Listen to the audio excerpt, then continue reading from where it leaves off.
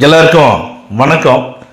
இந்த பதிவில் எதை பற்றி பார்க்க போகிறோம் அப்படின்னு கேட்டிங்கன்னா, அதாவது மக்களே 1977க்கு அப்புறமா 2026 வருஷத்தில் இந்த தேர்தலை ஏன் இவ்வளோ பெருசாக கொண்டாடுறாங்க, பெருசாக எதிர்பார்க்குறாங்க அப்படின்னு கேட்டிங்கன்னா, எம்ஜிஆர் அவர்கள் அப்படிங்கிற ஒரு நல்ல மனிதர், தமிழ்நாட்டுக்கான நல்ல ஒரு முதலமைச்சர், நல்ல தலைவர் தமிழ்நாட்டை ஆண்டு கிட்டத்தட்ட 50 வருடங்கள் ஆக போகுது இல்லைங்களா. 77லேருந்து நான் சொல்கிறேன். நான் எம்ஜிஆர் ஐயா இறந்ததுக்கு அப்புறமா 40 வருஷத்துக்கு மேலாச்சு நல்ல தலைவர் தமிழ்நாட்டுக்கு கிடைச்சி. ஆனால் இவ்வளவு இளைஞர்களோட எழுச்சியையும் மக்களுடைய புரட்சிகரமான அந்த ஒரு மாற்றத்தை தேடி ஓடிட்டு இருக்கிறாங்க தமிழக மக்கள். இன்னொரு விஷயம் இன்னொரு படி மேலே கூட ஒன்று போய் சொல்லலாம். என்னன்னா, இது வரைக்கும் எந்த ஒரு தேர்தலிலும் பார்த்தீங்கன்னா பெண்கள் அரசியல் பேசுனது கிடையாது. அரசியல் பேசக்கூடிய பெண்கள் யாராக இருப்பாங்கன்னா அந்தந்த கட்சியை சார்ந்த வளர்த்து இருப்பாங்க. ஒன்று அதிமுக இருப்பாங்க, இல்லைன்னா திமுக இருப்பாங்க, இல்லைன்னா பிற இதர கட்சிகள், உதிரி கட்சிகள், அது மாதிரி தான் அரசியல் பேசுவாங்க. ஆனால் அரசியல் வரலாற்றிலேயே முதல் முறையாக எனக்கு தெரிஞ்சு நான் சொல்கிறேன், எனக்கு விவரம் தெரிஞ்சு சொல்கிறேன், நான் தமிழ்நாட்டில் பெண்களும் சரி முதியோர்களும் சரி எல்லாருமே அரசியல் பேசுகிறாங்க. ஏன் எதுக்கு பேசுகிறாங்க அப்படின்னா, ஒரு தைரியம், ஒரு கான்ஃபிடன்ட், ஒரு வெறி.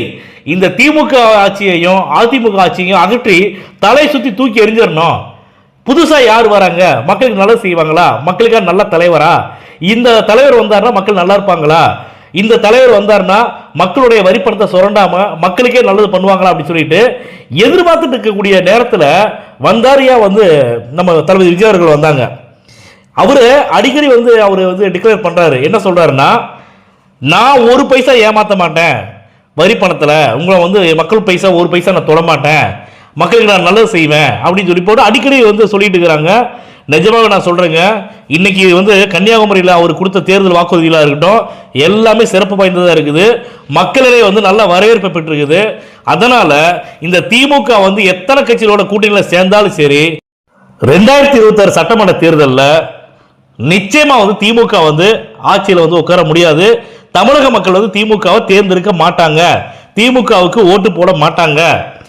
அதுக்கப்புறம் இன்னொரு சைடு அதிமுகங்கிற ஒரு இமாலயம், அதை யாரால் உருவாக்கப்பட்டுச்சு, யார் ஆட்சியில் இருந்தாங்க, அதிகாரத்தில் இருந்தாங்க, எப்படி நல்ல ஒரு கட்டுக்கோப்பா ஒரு இந்திய ஒரு அயன் லேடின்னு சொல்லுவாங்க ஜெயலலிதாவை.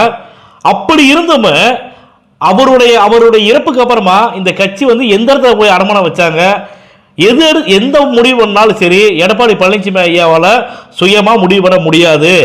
டைரக்டா டெல்லி மூலமா போயிட்டு அங்க மோடி ஐயா மூலமா தான் அவங்க முடிவு பண்ணணும். மக்களுக்கான தலைவர்னா தனது விஜய்